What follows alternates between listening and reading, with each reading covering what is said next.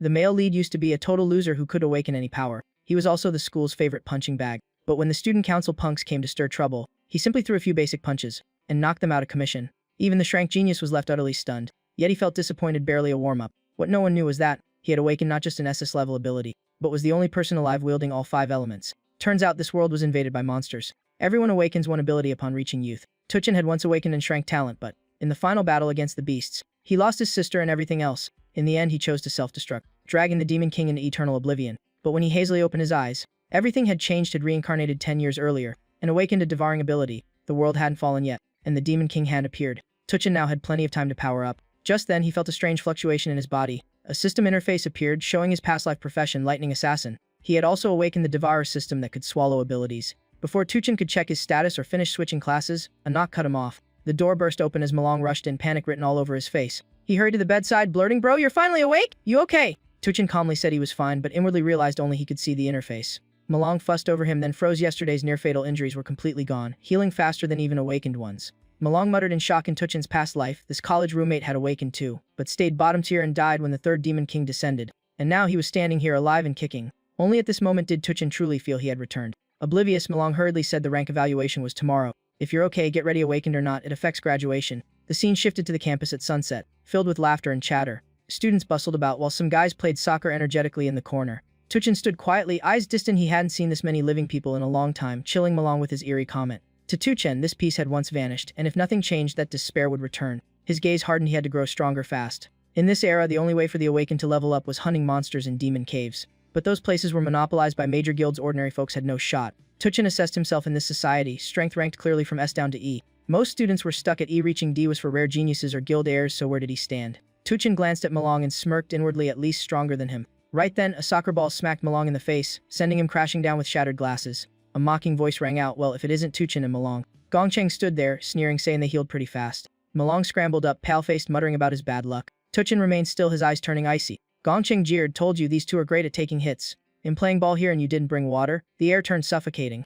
Malong trembled, instinctively apologizing and moving to buy water, but Tuchin spoke up calmly, freezing everyone. "He's not the one who should apologize, you are." Tuchin froze briefly, staring at him. So it was this guy. Past memories of humiliation crashed in like a tidal wave. Malong panicked and shouted for them to stop. Gongcheng sneered, dripping sarcasm. Why should he? He mocked that Tuchin had awakened yet and needed motivation. His lackeys burst into loud laughter. Their piercing laughter faded as they left, tossing a board. Did he faint? "Let's go." Malong hurried to help Tuchin up, anxiously asking if he was okay. Tuchin suddenly teared up, murmuring why they never let them go. Clenching his fists, he realized coldly that malice lived outside demon caves too. Gongcheng paused, eyes turning dangerous, ordering his gang to keep beating him. But reality snapped back. He was still sneering about the water. Malong bowed in fear, about to run off. Tuchin stepped forward calmly, declaring the wrong ones were them. Gongcheng's face twisted. Malong tugged Tuchin in panic. Too late. Gongcheng unleashed his aura and advanced. Tuchin's gaze. He recalled Gongcheng relied on his student council president brother personally. He was nothing special. Onlookers whispered, "Two school losers about to get wrecked again." Gongcheng stopped before Tuchin, pressing down with intimidation. He threatened, asking what Tuchin just said. Tuchin frowned slightly, coolly telling him not to bother him again.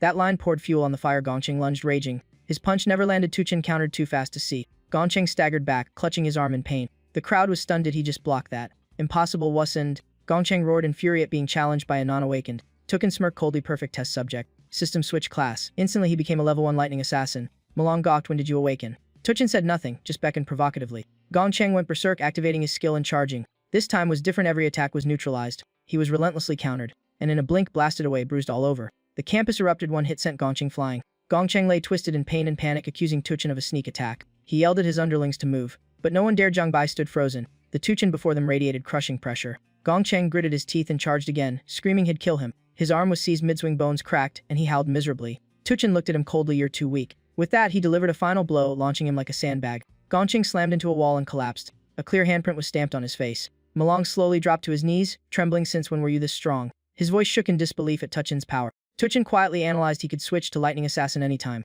Even at level 1, it crushed the weakest awaken with ease. This proved Tuchin ranked above E, though the exact tier was still a mystery and one more issue lingered. He'd clearly won, yet his system points hadn't budged. Slowly he drew his weapon. Could it be? Malong panicked, shouting for him to wait. But Tuchin already aimed the blade straight at Gongcheng's throat. His icy gaze concluded, so EXP still required the old method. Without another word, he launched a ruthless barrage, giving Gongcheng zero chance to fight back. Just as tension peaked, Ling Yu appeared, calmly reminding him this was a school. She said the punishment was enough, even if Gongcheng started it. After this he would dare cause trouble again. Tuchin shot her a cold glance and casually tossed Gongcheng aside like trash. He wondered why the student council protected such scum, but decided fear was lesson enough. The crowd whispered in fear was that really the weakest kid in Class A. They quickly scattered.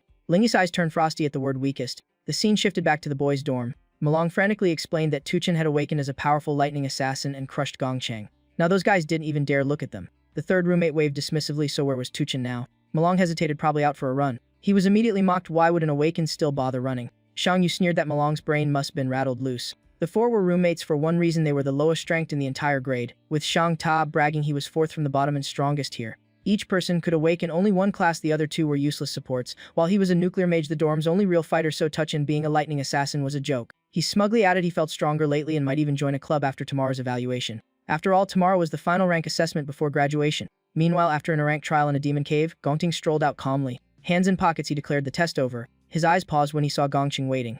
Asking what he was doing there, he noticed Gongchang's resentful expression. Gongchang gritted his teeth, demanding revenge for being humiliated in public. Gongting sighed but agreed to handle it. In a quiet room later, Lingyu sliced meat neatly on a plate. She asked how he'd handle it. Gongting replied lightly, "If you're weak, blame yourself." Then he asked if Tuchen was truly that strong. Lingyu analyzed calmly. Fewer than 10 in school reached rank D, all recruited by him. Others had no access to demon caves, so normal awakened could level up, no one could catch him. Meanwhile, under heavy rain, Tuchen trained alone in silence. Wearing 100 kg weights, he ran 20 kb non-stop, knowing physical limits capped awakened power. Without a strong body, even the best class couldn't reach full potential, yet this was still far from enough. Memories of the year 2060 surfaced, the enraged Demon King breaking the seal and descending upon the world. In a blink, the Demon King of Wrath slaughtered countless lives, including Tuchen's only family, his sister, her screams still echoing. Wrath tore open Hell's Gate, bringing other Demon Kings forth. Tuchen's eyes hardened. His first goal was clear: kill Wrath. With 3 years left, that monster was surely growing fast. To change fate, he had to grow even faster. Right then, his phone suddenly rang. Tuchen stopped and pulled it out. The screen showed the caller, Toyin. He answered. Toyin's familiar voice explained her phone died during exams and joked about winning prize money to cover their rent. Hearing that, Tuchen's heart clenched. He had once begged for a second chance, and now he had it.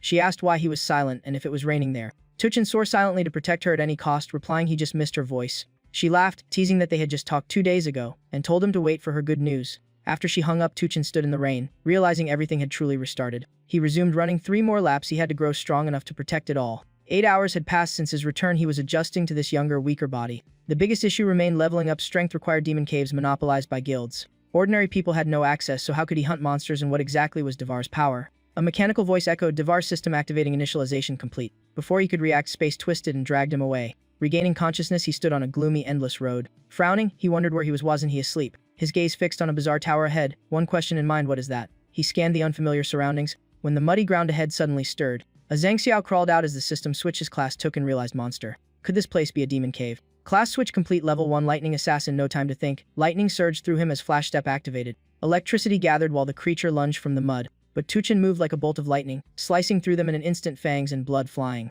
At his current strength, these rank monsters were no match. Notification obtained: item Zhangxiao Fangs X3. Everything felt terrifyingly real. Not a dreamy XP52. He leveled up to 2. Tuchen clenched his fists. Most important, this was a solo grinding paradise. Smirking at the remaining Zhangxiao, he decided to milk it dry. The battle raged on. His system alerts kept chiming. EX320. Level up. Level 3 lightning assassin. Loot gained: 18 Zhangxiao Fangs and 1 Zhangxiao crystal. Leveling speed was insane, especially against the elite leader, whose EXP dwarfed normal mobs 2 levels in moments. Then a new line appeared: Devar available. Tuchen froze, eyes widening. Devar. What did that mean? A thought flashed. Was this the true nature of Devar? The status bar shifted. Devaring. He grabbed the glowing mass information. Surfaced: Zhangxiao King, Cloud-type warrior. Frostbone physique, immune to cold. Absorbed monsters would convert into cards. Tuchen realized he could not only kill but Devar, turning enemies into his own classes. His eyes trembled as a familiar aura flickered. The Blue Moon Demon King. Shock hit him. Devar was originally the Demon King's power, and there were 2 of them. If he kept devouring, his classes might become limitless, a thought that even chilled him. Before he processed it, terrifying pressure crashed down. You finally came. I've waited. The system warned. Lord-level entity. Tuchen tense power ranked D to S. Last life he barely reached S. Now he was at best D.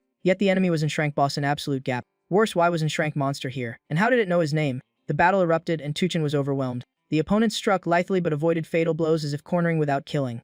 After dozens of exchanges, it paused, still resistant. Tuchen realized it wanted to subdue him. The boss urged him to stay and guard the demon tower together in honor. Tuchen refused without hesitation. He'd never stay in this hellhole. Instantly, a terrifying sword slash nearly caught him off guard. The boss sneered. Did he think mercy was special treatment? Monsters rose from the swamp around them. Stay or be crushed. The system roared as Tuchen's power spiked. He chose to kill. He shot forward like lightning, aiming solely for the boss' life. The boss laughed mockingly. Yet amid chaos, Tuchen stayed calm, spotting a 0.4 second delay per swing and 0.2 second recovery and opening. He struck instantly, lightning blade thrusting at the heart. Electricity exploded, paralyzing the Shrank buff. Without hesitation, he activated Flash Step, dashing toward the only light source, likely the exit. His hand nearly touched it, then the light vanished. The voice echoed behind him. It was an illusion. This wasn't a demon cave, and there was no exit. The boss approached, amused at Tuchin spotting its flaw. Even cornered, he stayed calm, worthy of hope. Memories tore open. This was his final battle with Blue Moon. Last life, the Rakshasa form radiated icy dread. Back then, it switched between terrifying classes, each transformation crushing foes. Tuchin lunged with a fierce kick. Rakshasa shifted forms instantly as it charged power. Tuchin widened the gap.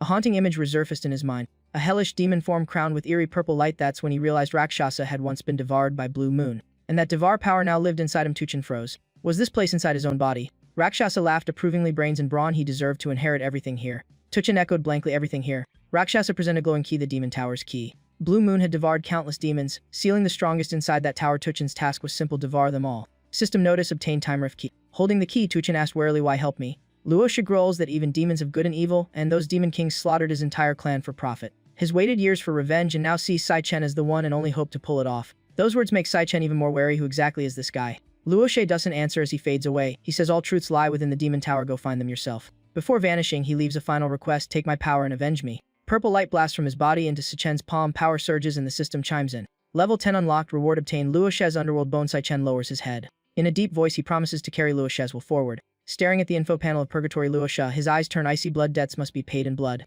Warm sunlight streams in as a voice drags him back to reality. Wake up, hurry. Sai Chen jolts upright in bed. Shang Zhu and Shang Yu rush to prepare for the rank assessment uniforms on. Sai Chen wonders how he's suddenly back in the dorm. He checks his body, no wounds at all. Was it all just a dream? But the system panel says otherwise. Levels and items intact. Overnight, he hit level 10. Si Chen frowns. What rank does that equal? Shang Zhu suddenly pops up with a smug grin. He teases that Si Chen got praised last night and asks if he's bold enough to challenge his no-pawn dorm throne. Ma Long stays silent. Shang Zhu keeps pushing them to move. Let's go, the test started. The group leaves the dorm, Shang Zhu rambling that their dorm is rank E, split into 3 tiers. He brags his mid-tier while they're bottom tier and could solo 10 of them easily. Getting more fired up, he boasts he might even rank up this time. Ma Long whispers to Si Chen to go all out later and scare Shang Zhu to death. Sai Chen stays quiet, eyes darkening. Rank E, huh? They quickly reach the hall. The packed crowd makes Shang Zhu swallow nervously. A huge board displays the rank assessment ritual of Awakener University. Nearly everyone is present. Just then Zhang Bai arrives with his lackeys, so arrogant that people automatically clear a path. But when his eyes meets Chen's, he instantly stiffens and bows deeply. Greeting, brother Si Chen, you're here. The crowd freezes. Shang Zhu stands stunned while Ma Long snorts like he expected this.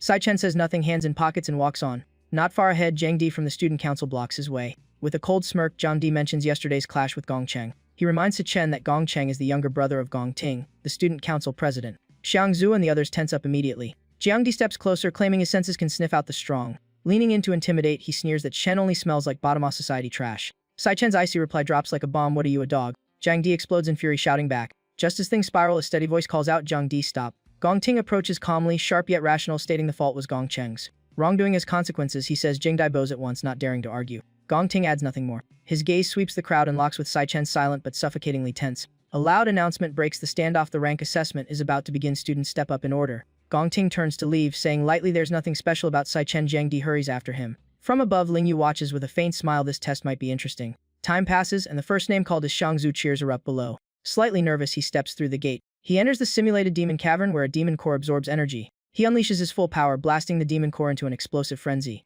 The result shoots outside fast, and the gate changes color. The screen shows Michiranki. The teacher nods it down. But everyone's waiting for the juicier part, potential. Ma Long nervously explains that potential is a person's absolute ceiling. The data bar flickers wildly before stopping. Potential confirmed. Shang Zhu steps out looking crushed. 2 years and barely any glow up. Before Ma Long can sigh, a new result booms. Rank D lower tier, potential B, instant chaos. Cheers erupt, the first rank D of the year, and the competition heat skyrockets. Soon Jiang Di exits smugly. Rank D lower tier, highest potential A, mic drop. The crowd buzzes. Ma Long clutches his head. Shang Zhuo bangs the wall. It's already the 8th rank D. Teachers whisper that this year's batch is freakishly strong. Even D lower tier is impressive for rookies. Suddenly, steady footsteps draw all eyes as the announcement calls. Next, Gong Ting. Gong Ting steps out calmly, adjusts his collar, confidence practically bending the air. The crowd explodes. Student council president and Imperial Guild heir, a certified prodigy. Meanwhile, Si Chen stands still, eyes quiet and unreadable. People murmur that 2 years ago Gong Ting was only ranked D. The school record is D mid-tier. Can he break it? Inside the test space, the dormant demon core stirs as if sensing a predator. Gong Ting approaches, hand raised, secretly calculating. He plans to hold back now and unleash everything during the graduation combat exam for maximum drama.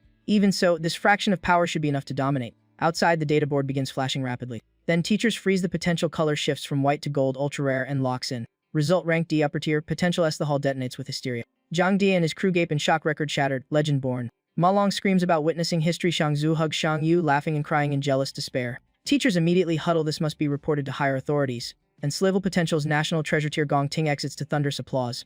A faint smile curves his lips. Mission accomplished. Even the observers on the stands beam. True talent has arrived. Yet Ling Yu only shakes her head slightly, eyeing someone else, saying she expects more from that other person. Below, Sichen remains motionless. He tilts his head calmly as the announcement calls his name. Storm warning activated. Jiangdi mocks him openly, telling the kid not to embarrass their dorm with a rank E result. He sneers that their whole room is trash from bottom to middle tier. With their skills, he says they'll just be comic relief in real combat exams. Ma Long trembles in rage, stammering that Sai Chen will make Jiangdi's eyes pop wide. Sai Chen says nothing and calmly walks into the test gate, poker face fully activated. Shang Yu watches his back, heart wavering. Can he really pull this off? Inside the test space, Sichen approaches the demon core. The once menless core suddenly trembles, as if sensing something very wrong. Outside, talk of the graduation combat exam raises the tension. It's the golden ticket to impress major guilds. Teams of up to 10 can form freely. The winning squad gets recruited directly by the Imperial Guild. So alliances bloom fast. Jiangdi brags with an arm over a teammate. He boasts their team already has 9 rank D members. Add Gongcheng and victories basically pre-ordered. The strong stick together, the weak get erased, his favorite life motto. Meanwhile, Ma Long grows anxious, eyes glued to the gate. Sai Chen's been inside way too long.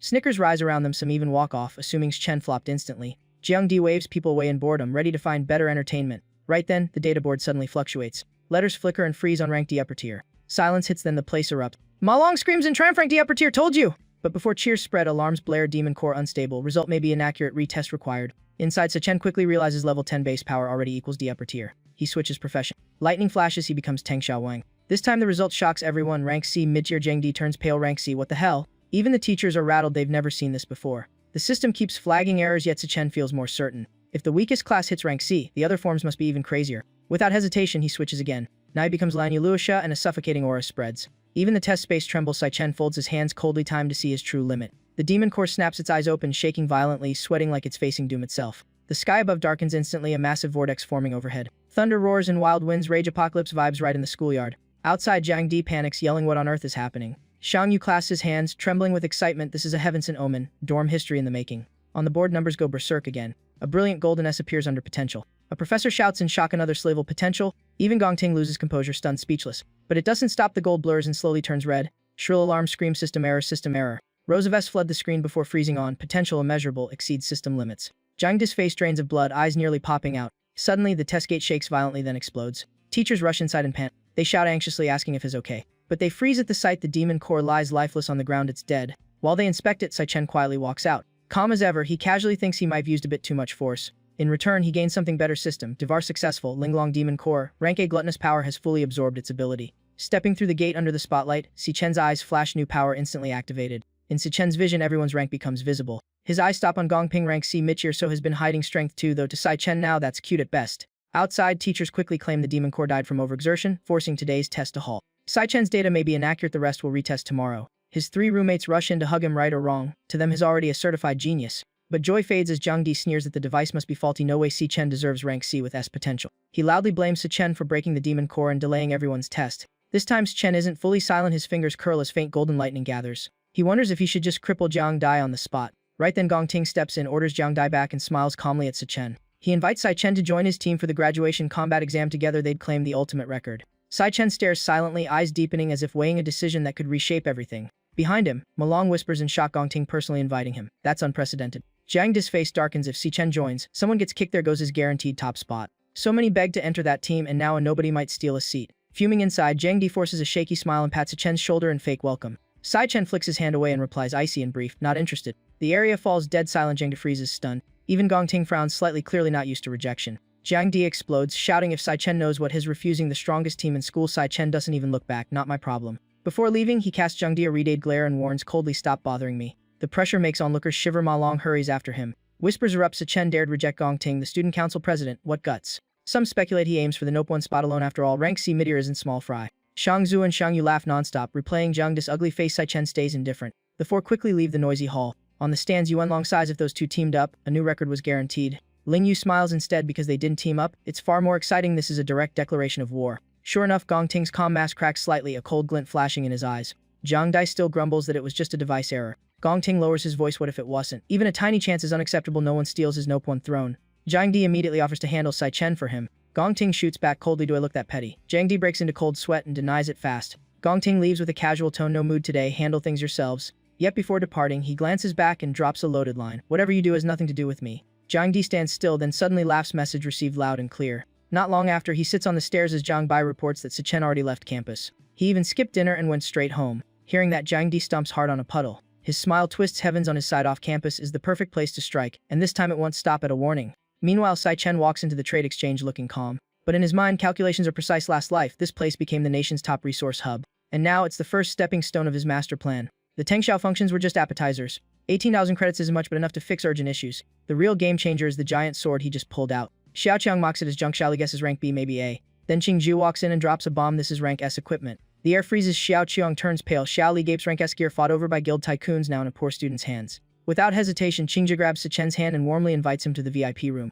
This is no longer a casual deal, it's higher resource negotiation. Sai-Chen smiles slightly. The big fish has bitten in his past life. Qingju is a formidable figure. The mastermind behind the secret Silver Guild, controlling vast resources. Access to demon caves and restricted zones requires people like him, and now his bowing first. In Qingju's private office, hot tea is served. Sitting across from Sai-Chen, Qingju asks his plan for the equipment. Sai-Chen replies calmly. Qingju blinks. Only 1 million. Rank A gear already costs hundreds of thousands. S weapons are worth tens of millions, practically priceless. Sai-Chen clarifies he wants to mortgage it for a 1 million loan and redeem it in a month. Qingju pauses. Using rank S gear as collateral isn't a normal student move. Clearly he plans to keep it either a hidden hair or a true genius. Definitely not simple. Sai-Chen adds he'll repay in a month with 10 interest. Qingju dismisses Xiaoli to speak privately. He guesses Sai-Chen studies at National Awakener University and is a senior about to graduate. The 1 million figure matches his loan amount exactly. Qingju smirks, meaning Sai-Chen is confident about taking first place. He stands eyes deep though. Prize money comes in a month. Sai-Chen urgently needs cash now, maybe cornered. Changing tone, G offers 1.5 million cash with 0 interest for a month. He extends his hand. Consider it a gesture of friendship. Sai-Chen is briefly stunned by the offer. Qingju smiles, promising secrecy and future priority and deals at the best rates. Sai-Chen inwardly admires him, deducing everything from scraps of info and building long-term ties instead of exploiting weakness. No wonder Secret Silver became world no. 1. To eliminate Bao Nu, he can't act alone. Reliable allies are essential. As the agreement is sealed, the room's atmosphere shifts. A magic circle lights up beneath them, confirming the deal is bound. Ti-Chen happily confirms the contract is live and the money's in, and only after checking the balance does Tu-Chen finally breathe easy. Still nosy, Thanjoy asks what Tu-Chen will use for graduation after pawning such a beast of a weapon, even offering B or A tier gear if needed. Tu-Chen firmly shakes his head, raises a hand, and a flash of light sparks. An identical weapon pops into his hand, and his casual "I've got another one" leaves the room collectively slack-jawed. The scene screams this is absurd, and even Thanjoy loses his cool. He walks Tu-Chen out while marveling that someone so young could be this outrageous. He then praises Xiaoli and promotes her on the spot for landing such a whale of a client. Just when it seems done, Tu-Chen suddenly stops as if remembering something. He turns around and simply says he wants to buy more stuff. Soon after, has in a taxi heading off. His destination, the long-distance train station in Shangcheng County. Standing in the crowd, old memories flood back of how poverty once left the two siblings scraping by. Back then he had awakened, no guild would take him, and he survived on random odd jobs. Their bank account was always near zero, every coin painfully rationed. He vividly recalls the day Tu Yun received her admission letter only to quietly crumple it. Not for lack of talent, but because it was too far away and she refused to burden her brother, giving up her chance to study. Back in the present, Tu-Chen waits at the station, heart restless since his sister should have arrived by now. As he's about to look for her, a familiar voice calls from behind. Tu Yun scolds him for the 100th time that pickups happen at the exit, not the entrance. Dragging her suitcase over, she's still as lively and sharp-tongued as ever. Tu-Chen freezes eyes wide in disbelief. The sister he failed to protect in his past life now stands right before him. Without a word, he rushes forward and hugs her tight. The sudden embrace leaves Tu Yun baffled, but for Tu-Chen it's the moment he's waited 7 long years for. He smiles in rare relief, finally reunited with her. Tu Yun, unaware of the emotional storm, just finds her brother unusually weird today. She wriggles free while grumbling and pokes his side, forcing him to let go. Tossing him her bag, she teases that has been spacing out for 2 days. Did someone reject him or what? Tu-Chen hurriedly denies it, but she drags him home anyway, chattering nonstop about her upcoming stressful exam. Tu-Chen simply listens, his gaze softening whenever he looks at her. He swears silently that this time he won't let her suffer even the slightest injustice again. In a deserted alley, members of the student council have long been gathered. Leading them is Jiang Di, looking annoyed as a lackey worries about hitting too hard and causing trouble. Jiang Di sneers, saying he only meant to lightly teach a lesson, but Tu-Chen's attitude and E-tier bottom feeder daring to talk down to him was unforgivable. He replays the insult, "You're too noisy, stop bothering me." Grinding his teeth, Jiang Di orders them to beat Tu-Chen half to death, even cripple him so he can't take the graduation exam. As the school's top one-type assassin, Jiang Di sees this as child's play. Meanwhile, Tu-Chen strolls home leisurely with Tu Yun. She keeps sensing something off about him today. She even wonders if exam pressure got to him, then quickly reassures herself. She rambles on to cheer him up, repeating his old speeches about life's opportunities. She even hums a few random lines, making Tu-Chen chuckle. A complicated warmth rises in him. She's perceptive enough to sense his change, yet doesn't know everything has shifted and their days of hardship are over. At that moment, Tu-Chen's instincts tingle danger loud and clear. He instantly senses student council lackeys tailing him and coldly thinks, so they really dared to chase him here. Without a word, Tu-Chen takes out a pair of earphones. He gently places them in Tu Yun's ears. Calm as ever, he says there's a great new song she should try. Slightly puzzled, she's soon lost in the melody, oblivious to anything strange. Tu-Chen slowly turns around, his gaze completely transformed. As the music starts, so does the silent battle. His skill reveals everyone's data, and they're no longer students, just targets. With the rising tune, his energy gathers, and memories of his past life flicker through his mind. The year he lost his last family member, only rebirth let him see her again, and now someone dares touch what he protects. In a blink, Tu Chen charges his first kick, sending a guy flying with a twisted face. The rest panic before reacting, but he gives them zero chances, his blows too fast for the naked eye. One by one, they drop like poorly stuffed punching bags. One desperate fool lunges from behind for a sneak attack. The moment he touches Tu Chen, his arm is grabbed. With a dry crack, it snaps, and before his scream finishes, another punch warps his face beyond recognition. The music rolls on, the fight a one-man show, each crescendo equals another body down.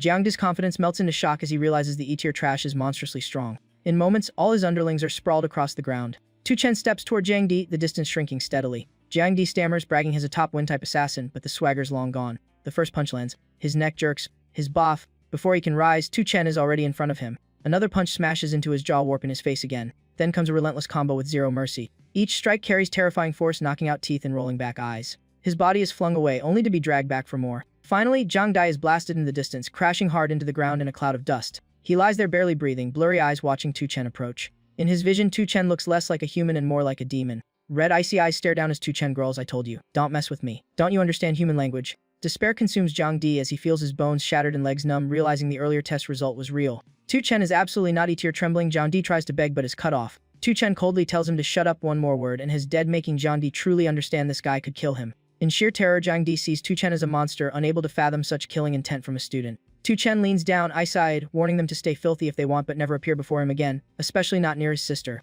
A cold blade brushes Zhang Di's lips in warning, "Come near again, and hell erase them from this world." Zhang Di can only nod frantically. Tu Chen stands, tosses the knife aside, and walks away, leaving behind a nearly ruined man. In the distance, the song in Tu Yin's ears reaches its soft, lonely finale. She stands still, not knowing why tears stream down her face. It's just a song, yet it weighs on her heart as if touching something deep within. She wonders why her brother has felt so distant lately, as if he has endured countless things she never knew. Just as Tu Yun turns to scold him, she finds Tu Chen behind her with a gift box, smiling softly. "Xiao Yun, this is for you." Her eyes light up when she opens it to find the latest magic tech pen. Delighted yet confused, she blurts out that this thing costs a fortune. Where did he get the money? Behind Tu Chen's calm smile, his bloodstained hand quietly clenches. Last life he failed her dreams, but not this time. Back home, Tu Yun excitedly tests the pen, each stroke forming floating 3D images like magic. Tu Chen slurps noodles, smiling faintly. Her happiness is all he needs. Still, Tu Yun worries about money, but Tu Chen assures her the rent's covered. He claims he did some business with friends, though the lie is painfully clumsy. Tu Yun suspects something but chooses not to press, because the long-lost smile on her brother's face has finally returned. She sits beside him, pats his shoulder, and gently says that whatever happens, he shouldn't force himself. Tu Chen nods lightly, offering no explanation. Elsewhere, Zhang Di is rushed for treatment, but over half his bones are shattered, and even top healers can't fix him before the graduation exam. Gong Ting stands before a fish tank, gaze darkening as he hears the report. He never expected Zhang Di to confront Tu Chen alone, nor such a disastrous end. Beside him, Ling Yu quietly remarks that Zhang Di will surely miss the graduation exam now. Gong Ting couldn't care less, coldly saying losing one useless pawn only makes the team cleaner. At that moment, Gong Shan, director of career development at the National Awakened University, approaches. He looks at Gong Ting and mutters gravely, "Tu Chen again." Internal test results confirm Tu Chen truly reached crank and is the only one at school above Gong Ting. Gong Ting's eyes flicker slightly, but he soon regains composure as Gong Xuan warns that the family invited the Alliance's vice president to the graduation exam. No one must steal the spotlight. Sighing, Gong Xuan adds that the vacant team spot can only go to his own niece. Gong Ting chuckles confidently, asking if they really think he used full strength during the test. He declares that on exam day he'll prove who the strongest truly is. Back at the dorm late at night, Tu Chen finishes showering, mind still calculating. Today's training is done, money issues are temporarily solved, and everything's on track. Once he passes the graduation exam and wins the 1 million reward, he can repay Thanjai and secure that valuable connection. Lying on his bed, staring at the ceiling, he notes only 1 month remains. He must level up fast. As he closes his eyes, a familiar voice ecosystem activates. The surroundings shift instantly, and Tu Chen appears before a colossal gate, the Demon Tower. He recalls the prior test, his weakest class, the Karma-enhancing King, already reached crank. As for Purgatory Asura, though shrank, its full power hasn't manifested, and even the system can't measure it precisely, meaning his true limits remain unknown. Tu Chen takes out a key, light spilling outward. The system confirms it as an rank time rift key. As it activates, the Demon Tower's massive gate creaks open, ancient aura shaking space itself, and he steps in, eager to test his limits. But the moment he crosses the barrier, Tu Chen halts. What greets him isn't a normal battle arena, but a place eerily familiar and terrifying. He frowns. What is this place? Upon entering, he is thrown into a vast, spine-chilling expanse called the Fallen Star Dead Zone. Instantly, an invisible pressure crushes down, forcing his legs to buckle as he nearly collapses. The gravity here is nearly 10 times stronger, every tiny move feeling like dragging a boulder. Tu Chen realizes this isn't a normal trial, but a limit breaker. No exit behind him, only the floor boss ahead, and under this crushing force his power is cut to 30%. As he assesses the situation, a surge of killing intent suddenly closes in. A massive illusion spirit beast appears, roaring and charging like it wants him shredded. Without hesitation, he switches class, boosting his body speed and reflexes. Even so, the heavy gravity makes every movement painfully sluggish. The beast pounces brutal. Tu Chen barely dodges, skidding across the ground. He counterattacks with his lightning blade at its neck, but it misses the weak point. No paralysis triggers. A tiny mistake here is dangerously costly. The illusion spirit beast slams him down with its weight, crushing the air from his lungs. Tu-Chen realizes speed-based assassin skills are nearly useless here, yet his eyes stay icy calm.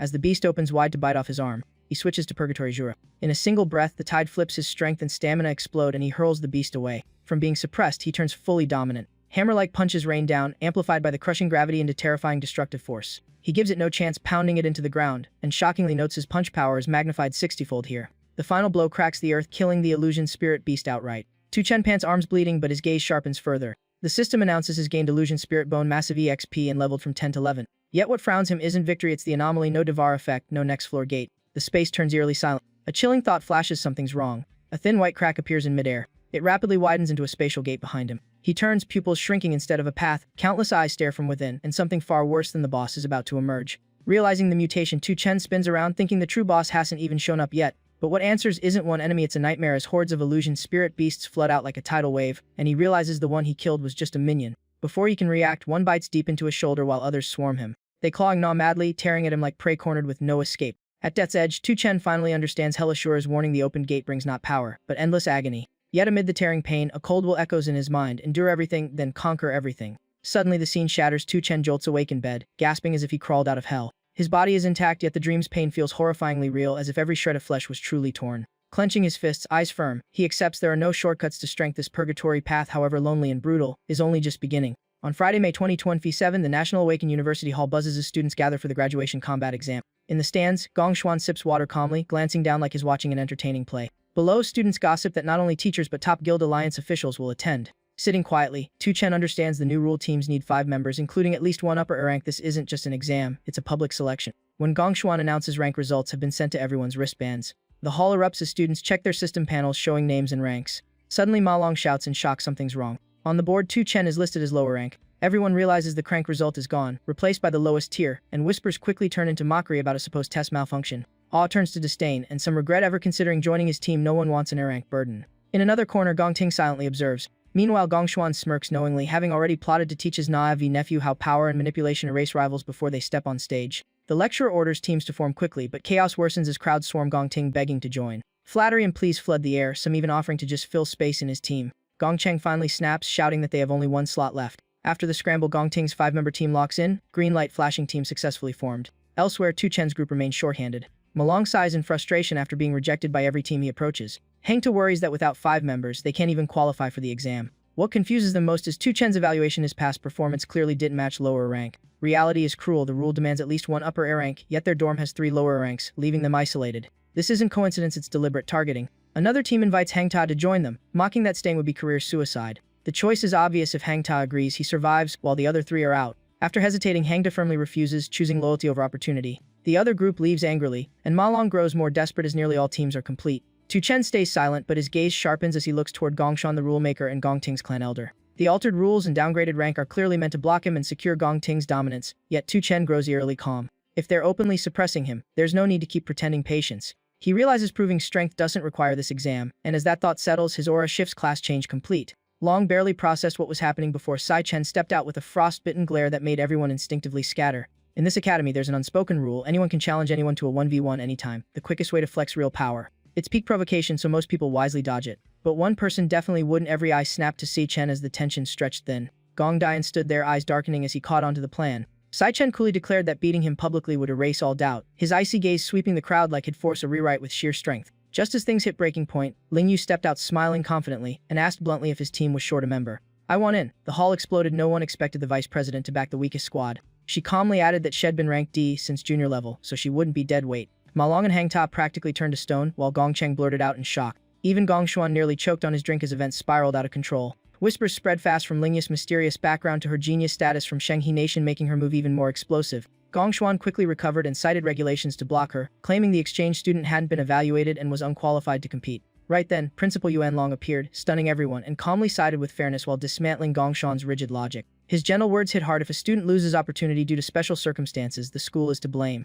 Gong Xuan fell silent, knowing his scheme had been exposed. Forced to yield, he amended the rules on the spot, allowing previously ineligible teams to join. With the decision made, Sai Chen said nothing, just fist-bumped his 3 teammates as the system confirmed their team formation. Hangta jumped in joy. Ma Long slung an arm around him excitedly, and even handed Sai Chen the captain role. Above them, Yuan Long watched with interest, while Ling Yu simply smiled like everything was going according to plan. On one side stood the strongest lineup in history led by Gong Dai, and on the other, the weakest crew in school, contrast so sharp it screamed drama. The system then announced that captains could select their demon cave. Before anyone reacted, a confirmation sound rang out someone had already chosen. All eyes shot to the screen, freezing when Sichen's team appeared first. Ma Long panicked and tried to drag him back to cancel, while Hangta grabbed his shirt, yelling if he even knew what he'd picked. Sichen stood unmoved, eyes locked on the screen, as if this gamble had been scripted in his head all along. The graduation exam was no longer a test but a real battle. Teams had to enter real-world demon caves where every choice could cost everything. Scoring was brutal: wipe out every monster for max points, miss one and get slashed, kill the boss for bonus glory, fail and it's all for nothing. Time was merciless too. The faster the clear, the higher the score. A few minutes late and your points nosedive.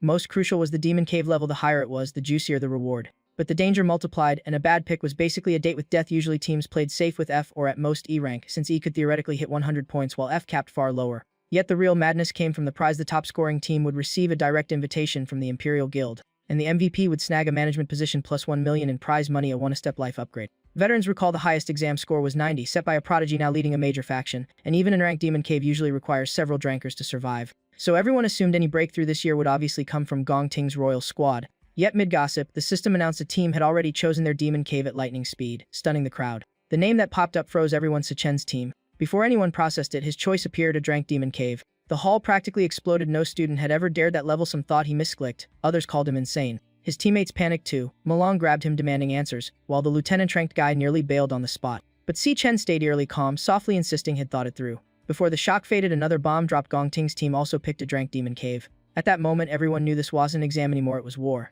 Snickers spread, some claiming Sichen's team would implode since no one sane would follow a suicide route. Yet after a tense silence, Malong spoke first. After 4 years together, they'd see this through. The support ranker nodded too. Being bottom tier already, might as well gamble big. Even the trembling lieutenant gritted his teeth and agreed. Graduation demanded it. When the system confirmed unanimous consent, Sichen admitted he chose drank to grab MVP, dragging them all into danger. The reply was firm: once aboard this ship, no one turns back. Right then, Gong Ting stepped forward, eyes sharp as blades, declaring the MVP was his. Sichen turned and met his stare head-on. No more words were needed, the battle was inevitable. Onlookers like Ling Wu and even the principal began paying real attention. One side was the strongest team, the other the weakest, yet daring the deadliest path. Only half a month remained before the exam. While other teams drilled skills and ran simulations, Sichen dragged his crew into pointless training: running, dodging, reflex drills, explosive stamina work. Complaints rose at first, but he explained that in real demon caves, death comes not from weak skills but from fear and slow reactions. Sim rooms teach theory against unknown monsters. Everything collapses if the body can't adapt. Survival depends on instinct. These drills train the body to react before the brain catches up. He bluntly added what all knew but denied: resources and chances belong to those born on top. Who'll pay any price to widen the gap.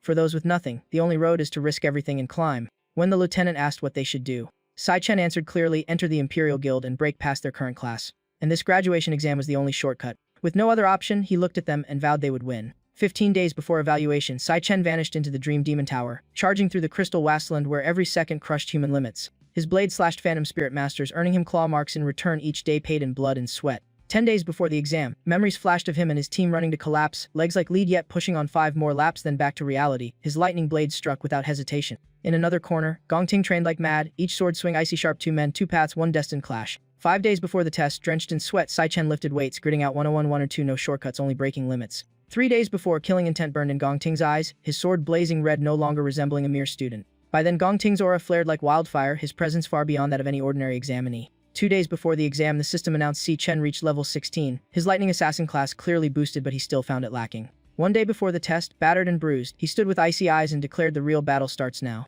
On June 17, 2157, the practical combat exam began. Drones buzzing through prep rooms, checking wristbands and gear. The tension was so thick you could hear breathing. This wasn't just a test, it was a life pivot. Outside the office building, high-ranking figures arrived one by one, personally welcomed by Principal Yuan Long. Even the president of the Imperial Guild showed up. Students watching from above were utterly overwhelmed. But when a man stepped from the rear car, the air froze. It was Carvendis, vice president of the Guild Alliance, a legend few ever meet. His presence made one thing clear: get noticed, and your future flips instantly. Gong Schwantz the stats: 184 students split into 28 teams. Most chose Frank Demon Caves for safety, a few picked a rank, but shockingly 2 teams selected Drank. Even Alliance officials frowned at the danger, but choices made could be undone. Feeds streamed: the cave's Frank teams already struggle with minor monsters. In a rank, even small mobs rivaled low-tier bosses, sending some students into panic withdrawals. But that was just warm-up. In the Drank Cave, Sichen entered at Cloud Forest Peak, real danger began. The moment they landed, a grinning fallen monkey demon blocked them, its malicious eyes chilling everyone. Sichen instantly identified it as a wind-type demon that attacks in swarms, blazing fast and deadly when dive-bombing from above. As predicted, the swarm descended in seconds, screams erupting as the team scattered to dodge. Some row, others leapt up or covered their heads in panic. Strangely, no one took a fatal hit. Before they grasped what happened, a fallen monkey corpse slammed into the snow. Then another within moments. Si-Chen alone had slain 3 drank demons. Without slowing, he warned over the roars their current strength wasn't enough, just hold position and survive. Lightning crackled around him, cold blue light tearing the air as he declared firmly, the rest, leave to me. The battlefield plunged back into chaos as more demons dove. The team could only evade and defend reactively. Amid dodging, the lieutenant stumbled into a tree corner, dazed for seconds. Then realization struck. Si-Chen never expected their support. He was forcing them to stand and survive, while the true fight was never theirs. Meanwhile, up front, Si-Chen single-handedly swept the field. Speed, reflex, and power pushed to extremes, each blade strike clean and ruthless, yet waves of demons kept coming. He advanced as he slaughtered, as if crushing the entire zone alone.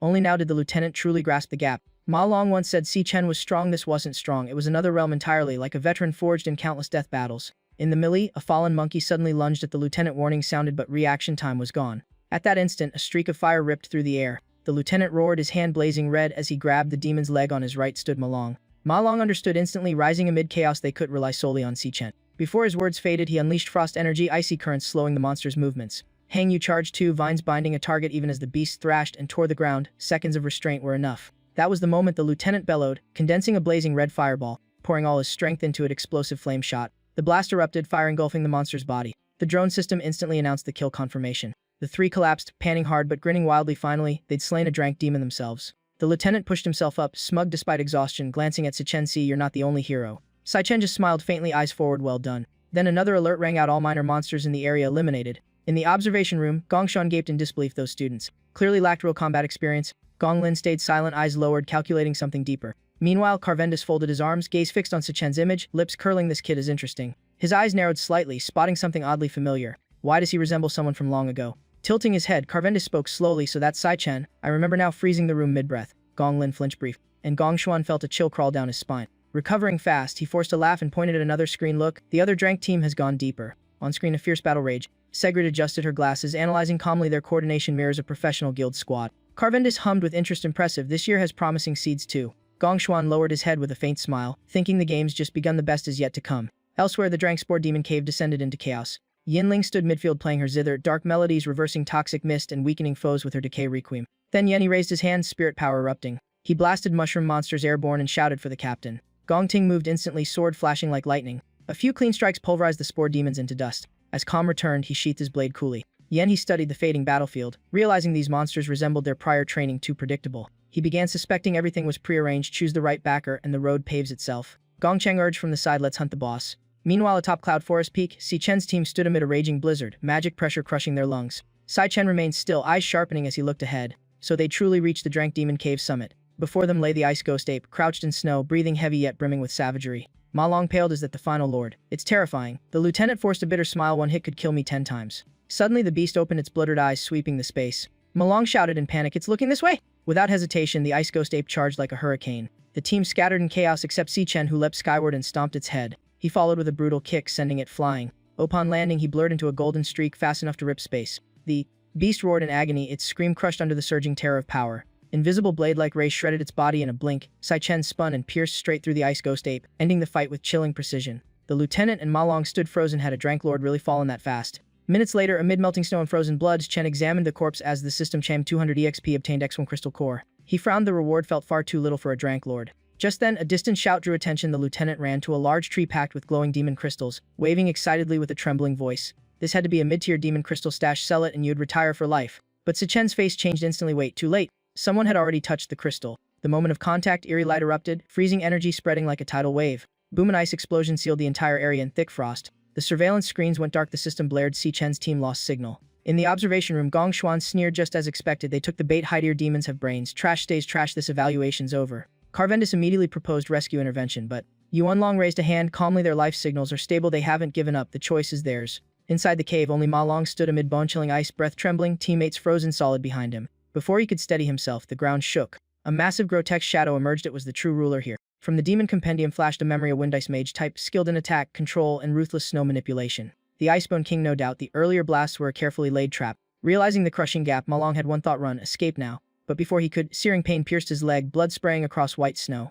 He collapsed, breath ragged from agony. Above, the Icebone King watched, emitting eerie sounds like mocking prey. The system coldly reported a penetrating left leg wound and asked if he wished to forfeit. Gritting his teeth, Ma Long tried activating magic but firmly refused. His only goal was saving Si-Chen. He roared, before collapsing again, blood soaking his clothes. The Icebone King's shadow loomed closer. The survival clock screamed warnings. The system offered surrender again. His will wavered briefly, but memories of fleeing, being scorned, left behind made him clench his jaw. If he feared again, everything they sacrificed would mean nothing. Behind him, teammates remained sealed in ice, as deadly spikes shot toward his neck. In that left-for-death instant, he screamed, pouring every ounce of will into a rescue strike. Suddenly, the ice prison exploded, blinding light ripping space apart. Si-Chen burst free amid the blast. The shocking scene made the Icebone King pause. Si-Chen caught Ma Long mid-fall. He smiled faintly as if this chaos were merely the prologue, while Ma Long anxiously asked about his condition. Si-Chen replied calmly, nothing serious. But danger wasn't done. The Icebone King prepared another annihilating strike, forming a colossal ice projectile that crushed the air itself. Another violent ice explosion detonated. Snow blanketed everything. Yet amid the chaos, a colossal light erupted from Si-Chen, shaking the battlefield.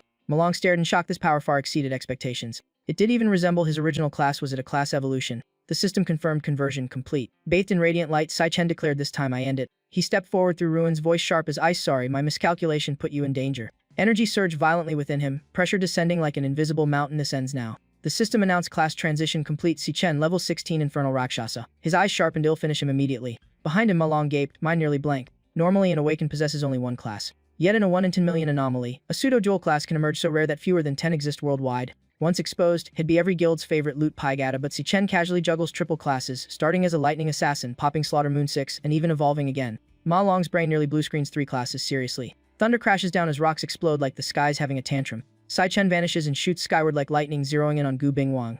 Ma Long watches the monster's old pressure get utterly steamrolled by Si-Chen's aura. One/boom, lightning everywhere. Gu Bingwang spasms as Si-Chen enters elite warrior state, triple aspect tribulation at max power. Another slash and Gu Bingwang is shredded midair, deleted without a trace. Si-Chen lowers his blade, battle officially over. The system chimes, 5000 XP level 17 unlocked, and he gains Icebone Thorn. Ma Long laughs at the leftover Skullcrank monster lord, one-hit KO. Of course it's you, kid. Si-Chen glances away, voice low, the other two are still frozen. You got stamina left. Ma Long freezes, then panics and sprints off. Dang, almost forgot those two geezers. As calm returns, Si-Chen absorbs Gu Bingwang's lingering energy like a post-fight snack. A progress bar fills his power, stabilizes as he mutters, Cloud Mage, first time devouring outside a dream. He eyes the frozen camera, frowns, then relaxes. No audience exposure, perfect score, still safe. A beam of light drops from above, system alert incoming. Notification, class proficiency increased. Si-Chen chuckles, oh look, another star. Elsewhere in a high-risk Drank Demon Cave, the palace team is getting wrecked. Yanni shouts while blocking, this is a D-rank boss. Why is it this cracked? Another pants, its defense is insane, we can't even scratch it. The monster rampages, shrugging off lightning like mild seasoning. Yan, he gets blasted back, gritting teeth, this wasn't in training, how do we fight this?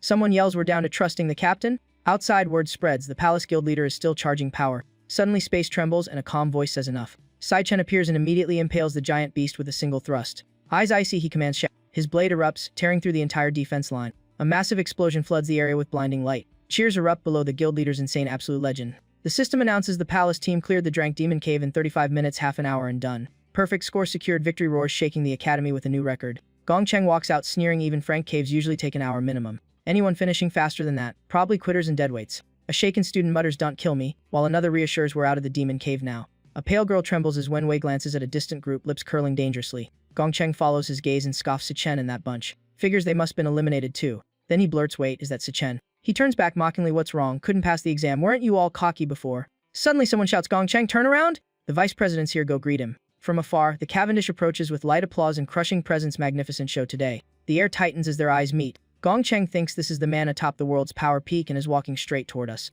Zhao Venisi glides past them like their background NPCs. He walks straight up to Si-Chen, eyes full of approval, clearing a Drank Demon Cave in 21 minutes. Even veteran guilds struggle with that impressive. Gong Cheng freezes, 21 minutes, those 4 cleared it that fast? He stands there glitching as reality hits. Si-Chen's teammates immediately salute the vice president. Si-Chen calmly sizes up Cavendish, the World Guild Alliance's second-in-command. Why show up in person? Cavendish smiles, you're Si-Chen, right? This trip was worth it. And young Master Gongjia did well too, leading a drank clear at such a young age. Gong Xuan bows slightly, vice president, you flatter me. Cavendish glances at Gong Ting then turns away. His tone casual, it's late, I should take my leave. The crowd buzzes, the principal struck gold with 2 rare geniuses. Gong Xuan announces both teams scored perfect marks, tied for first, all members qualify for the Imperial Guild. Ma Long nearly explodes with joy, we're really in. Cheers erupt as futures seem to unlock. Gong Xuan adds, Si-Chen and Gong Ting become core managers, splitting a 1 million MVP reward. Si-Chen's face darkens, 500k still is short another 5. Gong Ting steps forward, eyes sharp, there can only be one first place, I demand a duel. The crowd instantly goes wild. Gong Xuan frowns, the results are set, no need for this. But Si-Chen steps up, voice calm yet firm, if I win, the full 1 million is mine. Gong Xuan almost spits out his drink. Gong Ting narrows his eyes, beat me, and take it all. Cavendish chuckles, now this is interesting. Seems the show's not over yet. Si-Chen steps closer, gaze icy, name the rules. Qing Zhou adjusts his glasses, half emotional, half calculating, I expected first place, not a record-breaking perfect score. The media's all over you, my angel investment was clearly spottin'. He pauses the 1.5 million debt. No need to repay it. Consider it my investment in you, Sai Chen. Sai Chen replies coldly, no, I'll repay every cent. Locking eyes with Qingju today, I'm here for two things. First, extend the deadline 1 week. The Tide rank cut my expected reward by 500. In 1 week, I'll duel the other top scorer in the Wild Demon Cave outside school. Qingju jolts, what, you two students entering a Wild Demon Cave? His tone sharpens. Without guild training, that's reckless. Sai Chen calmly says no worries. If he wins, he gets the missing 500k and extra resources enough to cover interest for another week. Qingju adjusts his glasses, studying him entering a wild cave fearless and only thinking about debt. Not normal. Sai Chen sips water evenly. I also brought you something more valuable than money. The room instantly turns heavy. Qingju's expression shifts from calm to puzzled. Then shaken as Sai Chen's words drag him into an inescapable info vortex. Finally, Qingju leaps up, eyes wide in shock. Scene shift June 17, Qingshu High School, Shangcheng County. Sai Yun stretches and Sai's finally done with exams while classmates debate answers. She checks her phone, gaze drifting. Summer break next. Then she pauses. Today is also her brother's graduation exam day. Memories from 4 years ago flood back. Sai Chen bragged about his elemental potential, getting into the National Awakeners University, making big money, and finding clues about their missing parents. Sai Yun had been insanely proud, convinced her brother would be the strongest. But as others awakened one by one, only Sai Chen stayed stubbornly silent. Each year that silence grew heavier, though he never showed it to her. A classmate rushes over. Sai Yun heard the news. 2 graduates scored perfect marks and were personally received by the Guild Alliance Vice President. Our count is going famous! Sai Yun stands still, disappointment creeping in. Everyone's a genius now. And her brother, she runs home, determined to cook him a comforting feast. Night of June 17th in their tiny rented room. The table is packed with steaming dishes. Sai Chen blinks. Xiao Yun, when did you learn to cook like this? The TV news reports this morning National Awakeners University finished its graduation combat exam. Vice President Cavendish attended in person. Sai Yun lowers her head. She murmurs, so brother still quietly enduring. The broadcast continues. 2 dual champions achieved perfect scores this year. One of them is Sai Chen. Sai Yun freezes and spins toward the screen.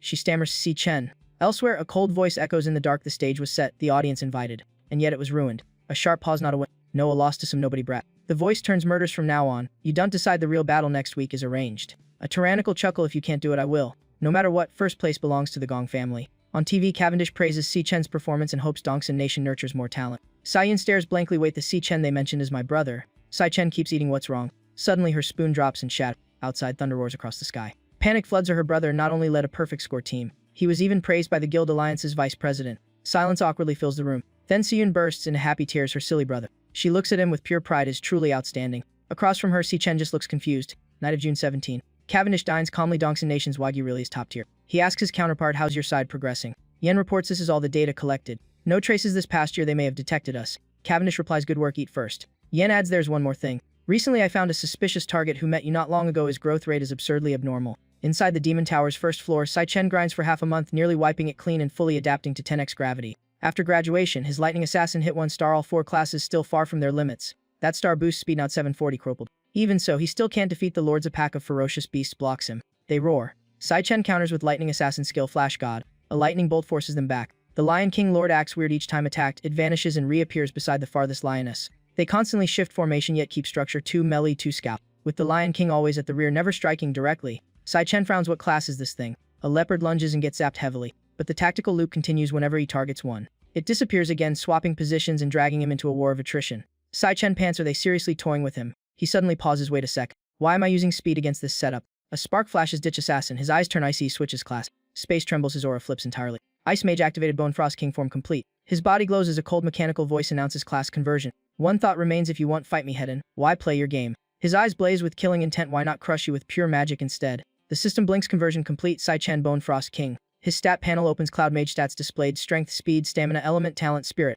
Sai Chen floats midair. Frost aura spreading. Then a violent ice explosion. The beasts scatter as disaster level power rains down from above. While casting, he analyzes mages are weaker up close but dominate range control and attrition. The beasts turn only to be blocked by falling ice beams. The ground freezes solid, no gaps left. Some try fleeing, but the space seals shut behind them. Forced into his kill zone, their roars turn panic. Hovering above, Sai Chen gathers Mana Cloud Mage skill Frostburst Bomb. He calculates coldly. Once locked in, there's no escape. Fear fills the beast's eyes. Too late. Sai Chen unleashes the finisher. In an instant, blinding frost devours all sight. The one savage beast freeze into silent statues. Mechanical voice again. Sai Chen Lian Yuluo class conversion. His cold voice echoes battle on Demon Tower floor 1. Suppressed emotions flare in his eyes. Ends here. He triggers Max State Elite Warrior Triple Aspect Tribulation Super Gravity Edition 1. Shockwave sweeps the field. When the light fades, only ruins remain. Beast bodies disintegrate in eternal winter mist. Sai Chen lands, reverting to normal. Spiritual energy surrounds him. Level 24 Sai Chen. But something else catches his eye. The beast's essence can still be devoured. He raises a hand, light condensing. Tell me, what class are you exactly? Smoke disperses as the monster's soul is ripped free. Slowly absorbed by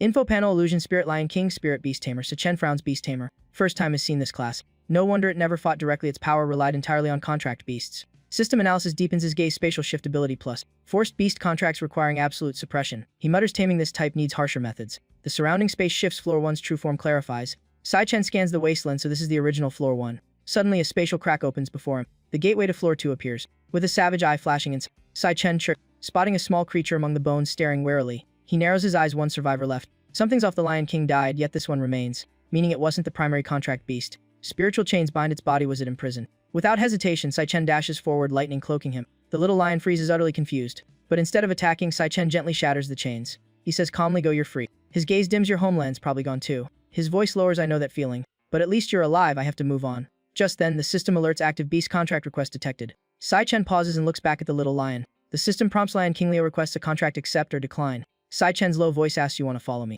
The cub growls softly. "It's will clear without words." Sai-Chen says slowly, "I'm conquering the entire demon tower floor by floor. The higher we go, the deadlier it gets. You could be hurt or die. Thought it through." The cub answers with fierce resolve, zero hesitation. Sai-Chen closes and reopens his eyes, calmer now. "Got it." His gaze hardens. "Contract accept." System chimes. Lion King Leo contract complete. Passive skill. Sai-Chen chuckles. "Fine, stick with me. But protect yourself when I'm fighting." He steps into a blazing red fire. Instantly he senses something wrong. The space crushes down as if mere existence means being burned alive. He frowns, hot like melting any second. He scans around. What is this floor? Suddenly, a blinding flash swallows everything. Sai-Chen, a gaping hole suddenly appears in his body. His eyes freeze. He doesn't even understand what hit him. Next second, his consciousness snaps back. He wakes in his room. No fight, no resistance, just instant kill. He narrows his eyes. What kind of power was that? What is the floor 2 monster? Sai-Yen's voice calls from outside. "Bro, breakfast?" The table is loaded with food. Sai-Chen sits. Today's breakfast is luxury. Sai-Yun reminds him, "Wash the dishes and hang the laundry in 30 minutes. He asks Xiao-Yun, "It's summer break. Where are you going?" She smiles. "Part-time job. My brother's amazing. I can't fall behind. Plus staying home's boring." She waved. "Forget, show off!" Sai-Chen watches her leave, then cleans up.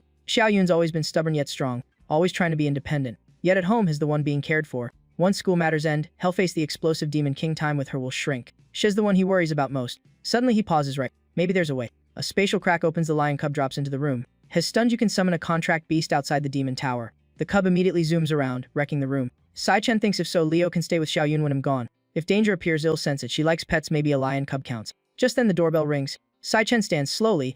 Elsewhere, a home security camera is suddenly destroyed. A bloodied man trembles. Come closer. His scream is cut off by a brutal strike. His eyes reflect only the approaching monster. In another dark corner of the city, another victim is targeted. Scene shifts. Si-Yun walks home. Exhausted. Milk tea shop was insane today. She mutters, "Wonder if bro likes this flavor." Her small figure walks alone down the long road. Suddenly she stops. An uneasy feeling rises. She turns. A mysterious voice whispers behind her. Finally. In a flower grove, Duhan's voice echoes, "You're back at last. I've waited a long time." Shout. "Last time at school you rushed off and missed my date invite, but don't worry. Tonight I booked the top floor of Sifing Tower." Sai-Yun lowers her head. "How do you know I live nearby?" He smirks. "My dad's the director of Nope One Hospital. Pulling strings is nothing." Tu-Yun turned away, declaring they live in different worlds and he should stop bothering her. But Du-Sin grabbed her arm, snapping angrily, "Hey you." He ranted about the insane effort to book a floor at Zifeng Tower and how Shed embarrassed him by not showing up. Tu-Yun shot back, asking why she should care about his pride and calling his stalking downright creepy. He turned sleazy, scoffing at her attitude and mocking her for acting like a prize. Duo-Sin began threatening, boasting he could ruin her within minutes. Tu-Yun answered with a full-force punch that left his nose bleeding.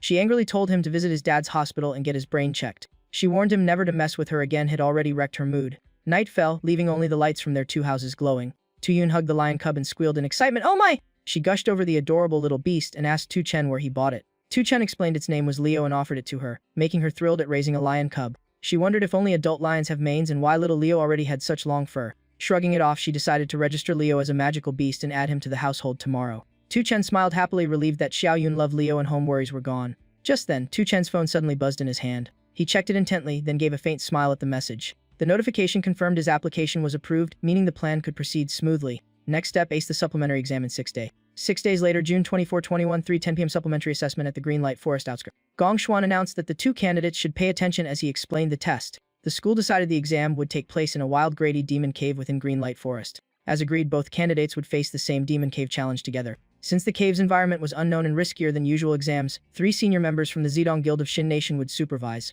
They would enter with the candidates for protection and real-time scoring, Ivan from the Imperial Guild being 1. Next was Taiyu from the Divine Eye Guild. And finally Satoyuta from the Silverwind Guild. He stressed that final results would depend entirely on the judges' scores. Gong Lin secretly smirked, hoping the judges would perform well and leave no traces. Someone asked why Vice President Cavendish was still here when his Shin Nation visit ended 2 days ago. Cavendish replied calmly that nothing was more interesting than what was happening here. The screen displayed the faces of Tu Chen and Gong Ting. He remarked that it had been years since a genius-level duel like this truly exciting. At that moment, Gong Xuan raised his hand and declared, The National Awakened University's Class 2057 graduation combat supplementary exam officially began for Tu Chen and Gong Jung as they stepped into the barrier. Tu Chen passed through the magical barrier gate between realms. His small figure stood within the vast expanse. Both Gong Ting and Tu Chen cautiously scanned their surroundings as Taiyu noted. The area was filled with dead trees, suggesting a decalement demon cave. Suddenly, a strange light appeared before him. Tu Chen stared at it, eyes widening in shock. The screen warned of a high-danger demon creature, his first time seeing the demon core issue an alert.